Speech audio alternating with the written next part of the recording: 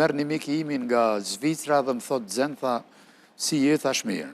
Qa ka tre, tha, vjekeq ta më ka vdek baba. Kur është dvorrimi e pyse kështu. Tha, ma muj me të ndimu diqka, tha po, se ishte në Zvicrë, thash, me sigurim ka thirë, ka në ndonjë nevoj. Gzim, a muj me të ndimu diqka? Tha po. Tha, është pak e veçantë kërkesa ime. Tha, shurna, baba tha kalon amanet, kur hinë varë, me ja kënu këngën, Gjakovar më lindi nana, Gjakovar kam qef me vdek. Wow, sa zë. Edhe, me të thonë drejtën, habitëm, edhe në vorrim. Dhe djali ka dashta për cilë me këngën e preferuar. Edhe e kom mik atë, thash doktorën, nuk mi me të këthuj me gjithë se është rast pak i veçan. Edhe shkojt pas në estrit, shkoj në vorrim aty, shkoj të DJ edhe shkurtoj pak këngën, edhe shkoj aty në vorrim, ku shkoj, ju them ca meqve, them ko me këndu, si mërë ki me këndu, them po ka lyp i ndjeri.